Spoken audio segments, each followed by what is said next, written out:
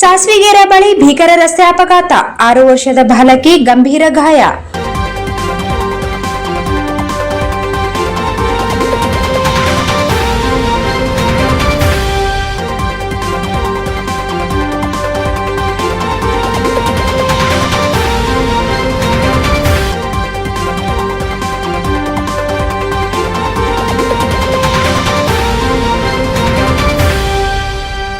ದೇವದುರ್ಗ ಸಿರ್ವಾರ ಮುಖ್ಯ ರಸ್ತೆಯ ಸಾಸ್ವಿಗೇರ ಹತ್ತಿರ ಸಂಭವಿಸಿದ ರಸ್ತೆ ಅಪಘಾತದಲ್ಲಿ 6 ವರ್ಷದ ಬಾಲಕಿ ತೀವ್ರವಾಗಿ ಗಾಯಗೊಂಡಿರುವ ಘಟನೆ ಬೆಳಕಿಗೆ ಬಂದಿದೆ.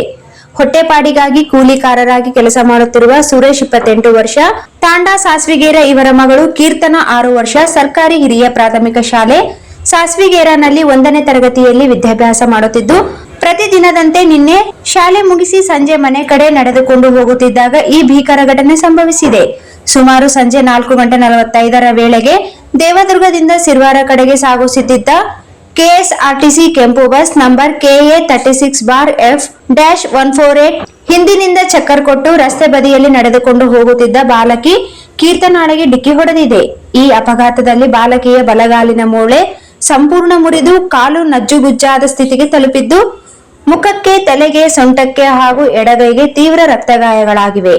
ಬಸ್ ಚಾಲಕನ ಅಪಘಾತ ನಂತರ ಸ್ಥಳದಿಂದ ಪರಾರಿಯಾಗಿದ್ದಾರೆ ಎಂದು ತಿಳಿದು ಬಂದಿದೆ.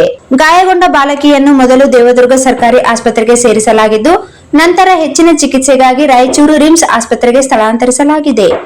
ಅಪಘಾತಕ್ಕೆ ಕಾರಣನಾದ ಚಾಲಕನ ಹೆಸರು ಈಶ್ವರ್, ತಂದೆ ಬಸವರಾಜ್ ಛಲವಾದಿ ಪುತ್ರ, ವಯಸ್ಸು 34, ಕೆಎಸ್ಆರ್ಟಿಸಿ ದೇವದುರ್ಗ ಡಿಪೋ ಸಿಬ್ಬಂದಿ, ಹೇರುಂಡಿ ಎಂದು ತಿಳಿದು ಬಂದಿದೆ. ಘಟನೆಯ ಕುರಿತು ದೇವದುರ್ಗ ಪೊಲೀಸ್ ಠಾಣೆಯಲ್ಲಿ ಪ್ರಕರಣ ದಾಖಲಾಗಿದ್ದು, ಅತಿವೇಗ ಮತ್ತು ಅಲಕ್ಷ್ಯ ಚಾಲನೆ ಆರೋಪದಡಿ ಚಾಲಕನ ವಿರುದ್ಧ ಕಾನೂನು ಕ್ರಮ ಕೈಗೊಳ್ಳುವ ಕಾರ್ಯ ಪ್ರಕ್ರಿಯೆ ಆರಂಭವಾಗಿದೆ. ಬಾಲಕಿ ಕೀರ್ತನಾಳ ಚೇತರಿಕೆಗೆ ಸ್ಥಳೀಯರು, ಸಮಾಜ ಸೇವಕರು ನೆರವು ಹಾಗೂ ಸರ್ಕಾರದಿಂದ ಪರಿಹಾರ ಒದಗಿಸುವಂತೆ ಕುಟುಂಬ ಮನವಿ ಮಾಡಿದೆ.